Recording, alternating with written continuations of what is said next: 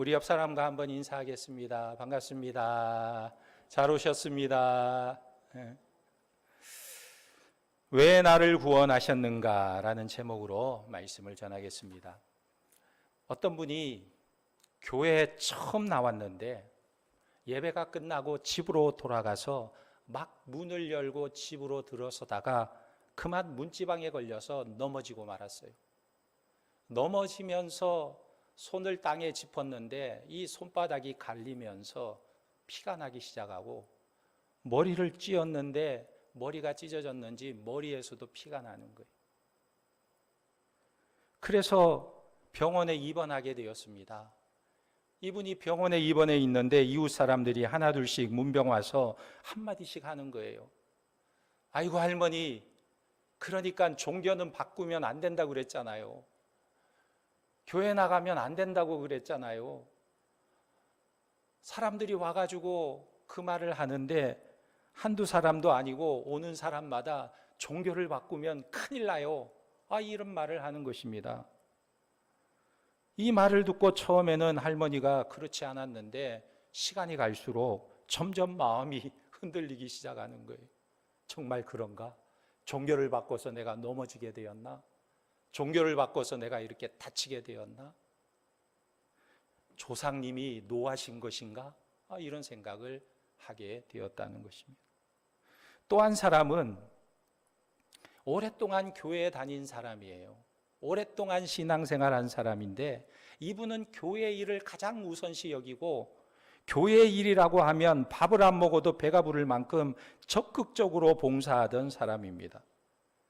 그런데 어느 날 남편이 사업에 문제가 생겨서 집을 내놓고 새빵살이를 하게 되었어요.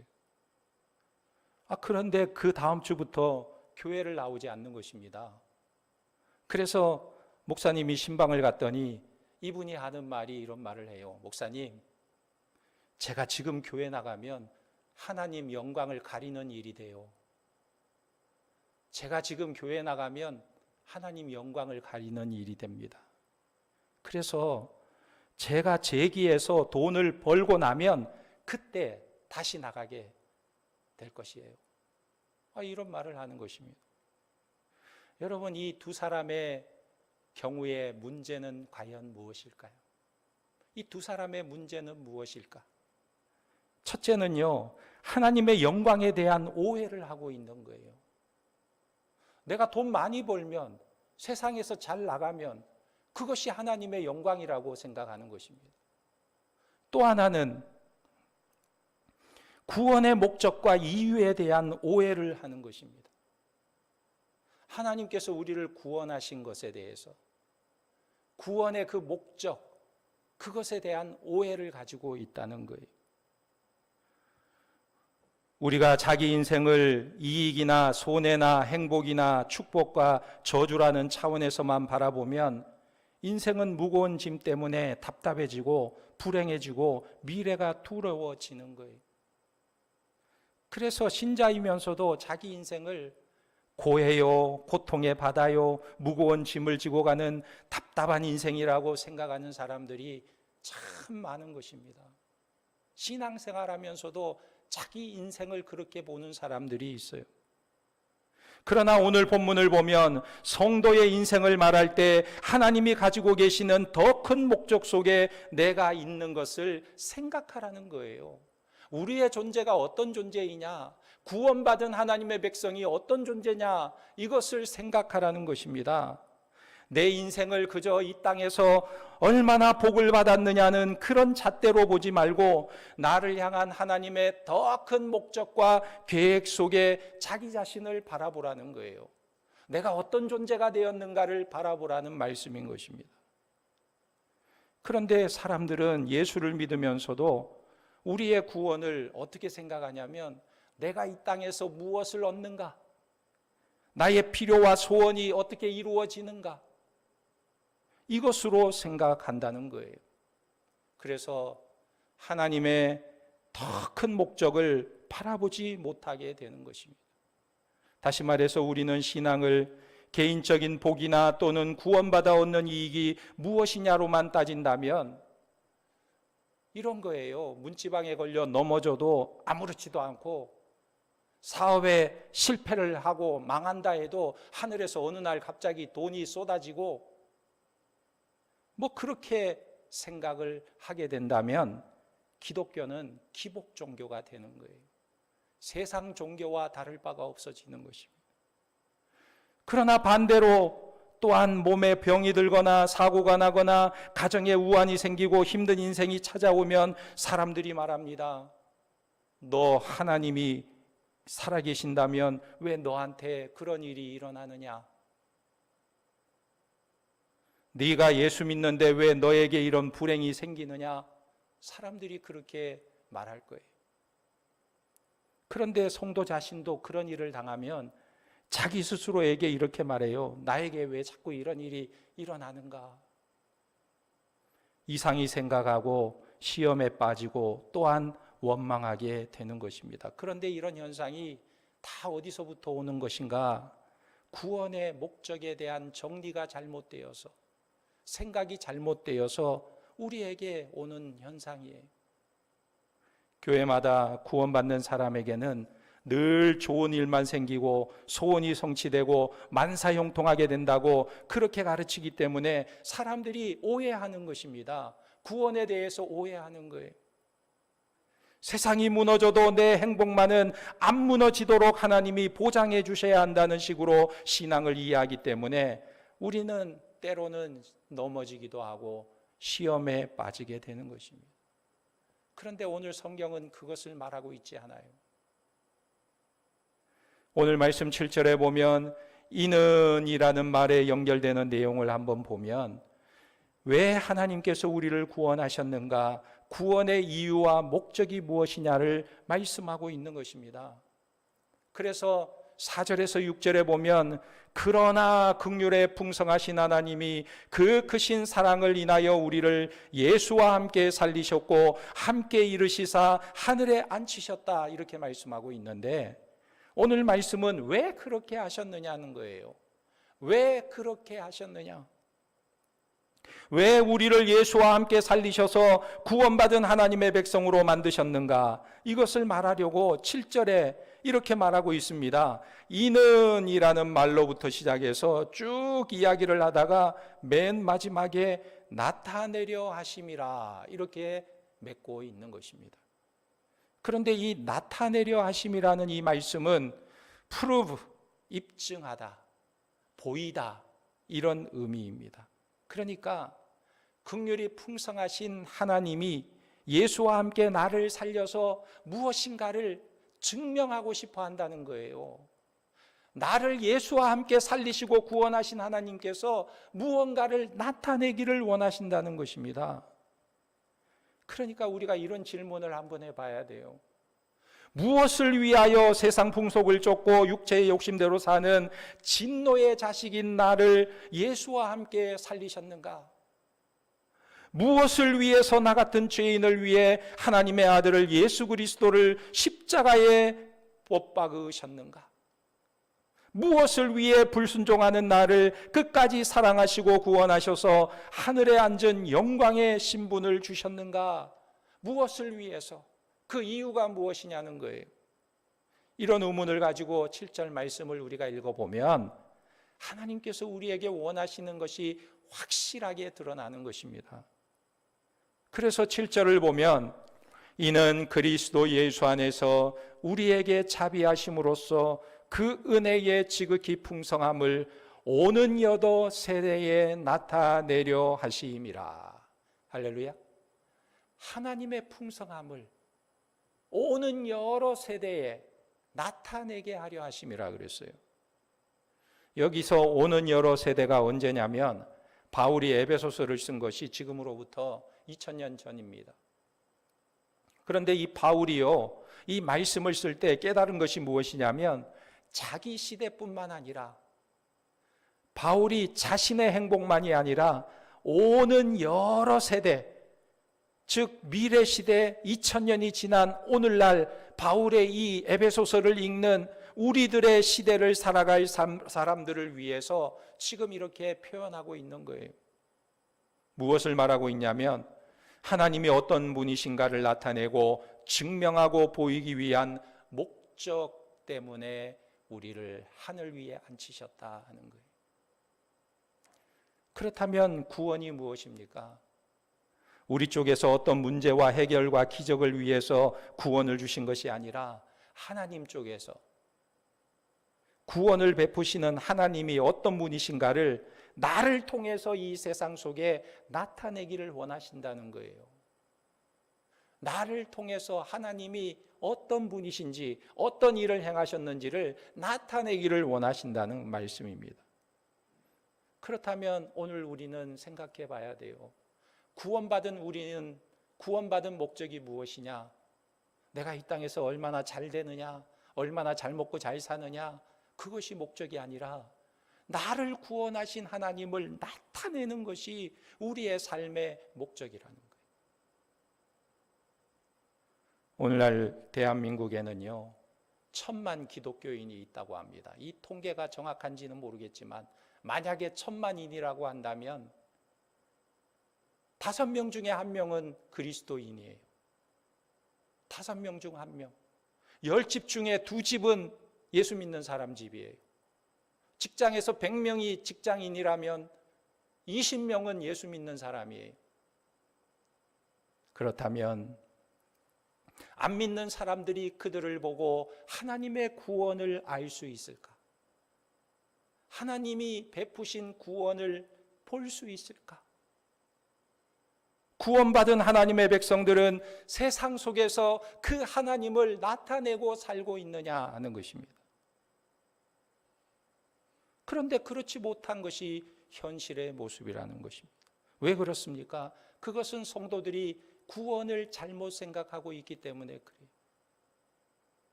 구원이 나의 복이라는 관점이 아니라 하나님의 계획과 더 큰 관점에서 바라보고 있는 사람들이 적기 때문에 그렇습니다.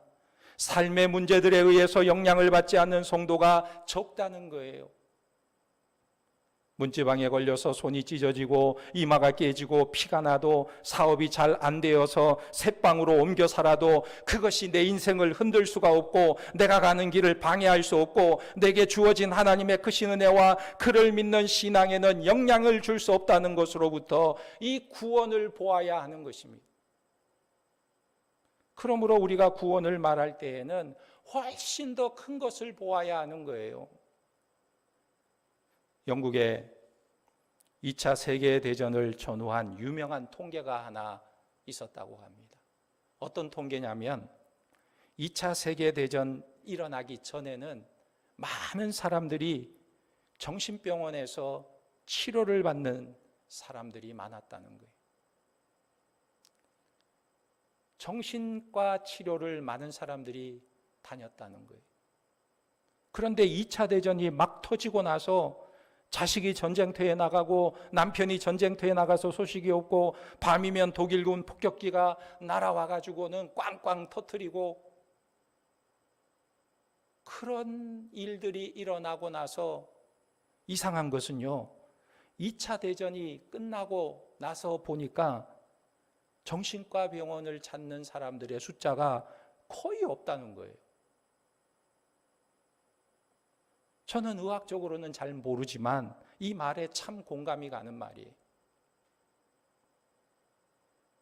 우리가 작은 문제에 대해서 집착하고 있을 때에는 그 문제가 너무 크게 보이는 것입니다.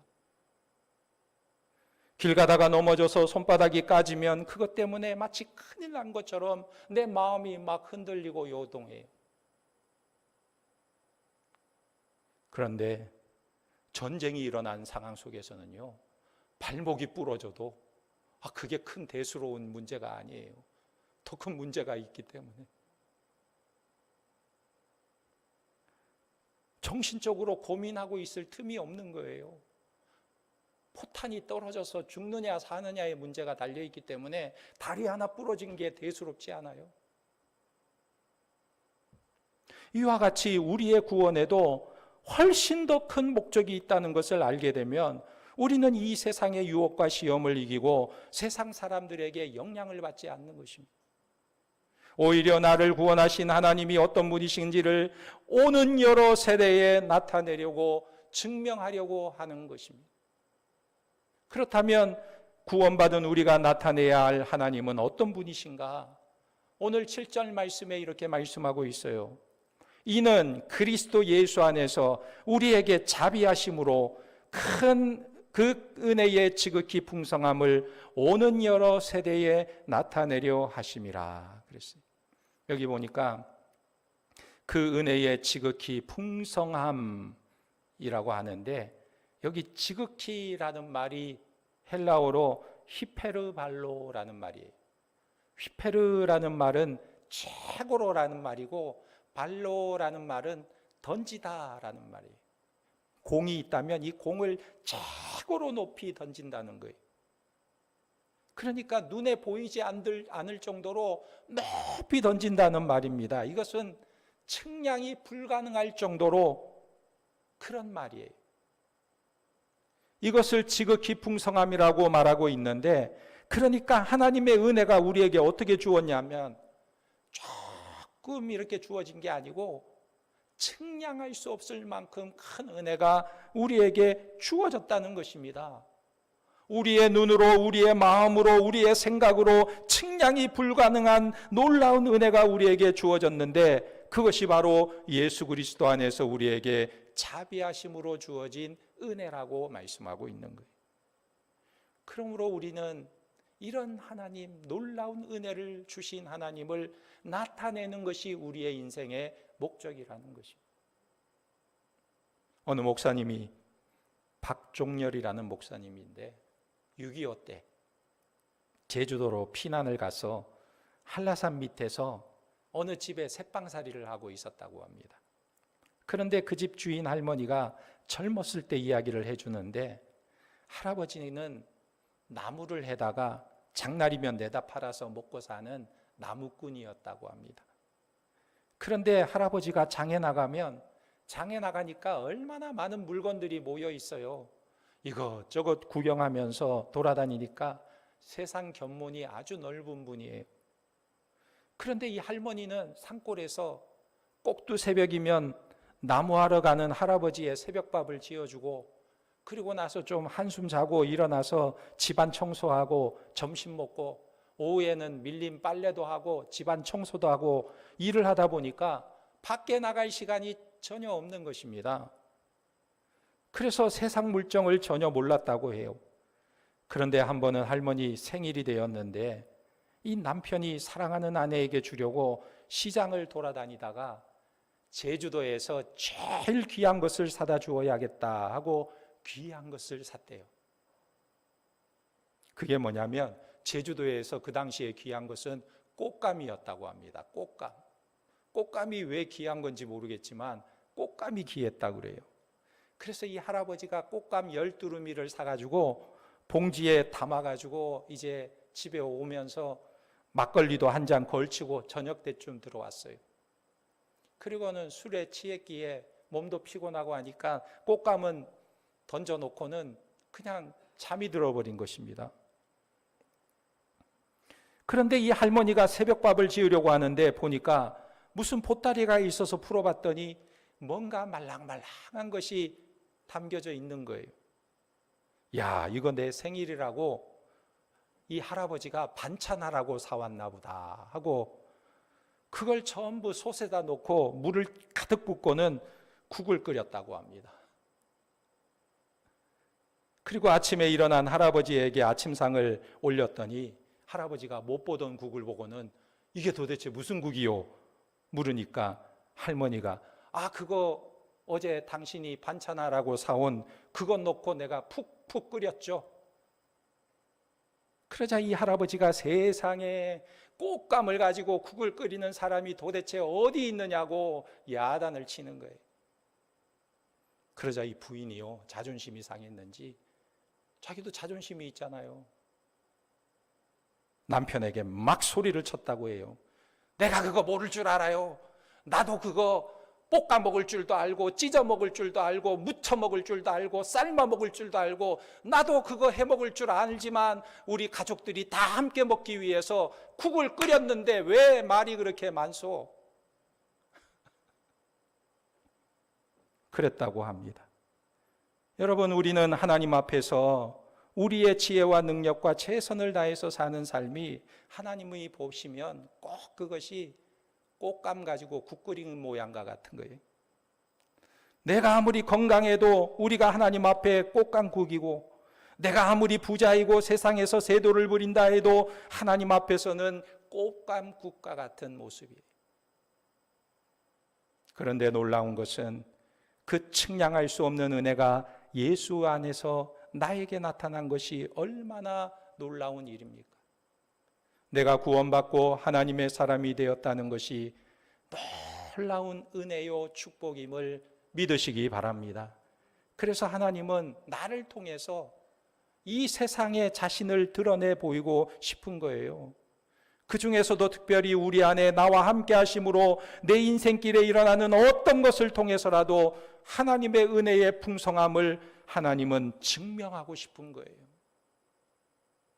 그런 의미에서 우리 성도들은 어떤 존재냐? 하나님께서 나타내신 전시물과 같은 존재라는 거예요. 하나님이 세상을 향해서 이렇게 말을 합니다. 나 여호와 하나님을 알고 싶어하는 사람들이 있느냐? 그러면 의정부 중앙교회 아무개 권사를 봐라, 아무개 집사를 봐라. 그런 의미에서 우리는 세상을 향한 하나님의 전시물이라는 것입니다. 하나님의 작품이라는 거예요. 그렇다면 우리는 무엇을 어떻게 증명하고 나타내야 하는 것일까요? 예전에 광주 비엔날레가 열린 적이 있었는데 TV에서 광주 비엔날레를 소개하는 프로그램이 있는데 거기에 보면 설치 미술 작품을 보여주는 란이 있었어요. 사람들이 다니는 통로 옆에다가 새끼줄을 잘 꼬아가지고 이 새끼줄을 이렇게 빙빙 돌려서 흩어놓은 것입니다. 그 새끼줄 속에는 사람들이 잘 알지 못하는 이 작가의 어떤 생각, 어떤 사상과 정신이 담겨져 있고 메시지가 담겨져 있는 것이죠. 그래서 보는 사람들이 그 새끼줄을 보면서 뭔가를 깨달을 수 있도록 메시지를 전하고 있는 전시회였던 것입니다. 그런데 그걸 보는 사람들 중에서 그 새끼줄을 이렇게 보다가 이걸 말하는 거구나 깨닫기도 하고 감탄하기도 하는 그런 전시회였어요. 그런데 어느 날요, 청소부 아줌마들이 그 전시관을 청소를 하다가 사람들이 다니는 이 통로 옆에 꼰 새끼줄이 이렇게 지저분하게 이렇게 풀쳐져 있으니까 이 청소하는 분들이요, 지저분한 이 새끼줄을 싹 걷어가지고 쓰레기통에다가 다 집어넣어 버렸어요. 그게 TV에 소개된 것입니다. 여러분, 청소부들을 입장에서 그거 생각할 겨를이 어디 있어요? 내가 다니는 통로에 보다가 지저분한 거 보이면 왜 이 새끼줄을 이런 데다 버려놨어 하면서 싹 쓸어다가 쓰레기통에다 집어넣어 버리는 게 청소부의 임무예요. 새끼줄을 보면서 감탄할 이유가 전혀 없는 거예요. 모른다는 것입니다. 그런데 우리가 신앙생활할 때 그렇게 신앙생활하면 안 된다는 거예요. 성도는 하나님의 지극히 크신 은혜의 증인이고 전시물이고 증명자들인데, 문제는 우리가 내가 하나님을 위해 무엇을 보여준다고 생각하는 것이 문제라는 거예요. 내가 하나님을 위해서 세상에 보여줄 수 있는 것이 과연 무엇일까? 사람들 대부분은 내가 하나님을 믿어서 성공했다, 이런 것을 보여주고 싶어 합니다. 내가 하나님을 믿어 사업을 크게 성공했다, 내가 하나님을 믿고 나서 출세했다, 하나님을 믿어서 건강하게 되고 형통하고 복을 받게 되었다, 이런 것을 증명하고 싶어 하는데, 이것은 기독교의 가장 큰 오해 중에 오해인 것입니다. 성도들이 세상에 보여주어야 하는 것은요, 형통이나 출세나 성공, 건강 이런 것이 아니에요. 오직 나를 향한 크신 하나님의 은혜, 지극히 크신 은혜의 풍성함이 내게 임했음을 나타내는 거예요. 우리 한번 따라서 해볼까요? 나를 구원하신 목적은 하나님의 은혜와 자비를 세상에 나타내는 것이다.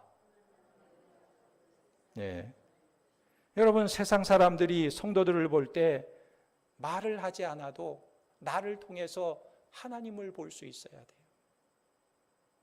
예전에 어떤 분이요, 교회 처음으로 나와 등록했는데 어떻게 오게 되었습니까? 하니까 자기 아파트 같은 라인에 사는 어느 권사님을 보고 저분이 믿는 하나님이라면 나도 믿어야겠다 하고 교회 나오게 되었다 그래요.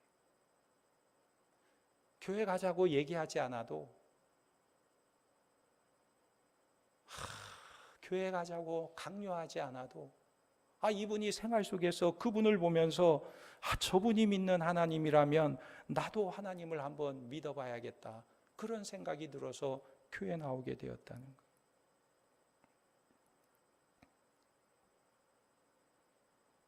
세상 사람들이 성도들을 볼 때 내가 믿는 하나님의 은혜와 자비와 사랑이 얼마나 풍성한가를 느낄 수 있도록 우리는 그것을 나타내어야 하는 것입니다. 야곱의 인생을 보면 야곱은 형과 아버지와 외삼촌을 속이고 이용해 먹고 오직 돈과 출세만을 위해서 부모 형제도 헌신짝처럼 버리고 집을 떠난 사람이었어요.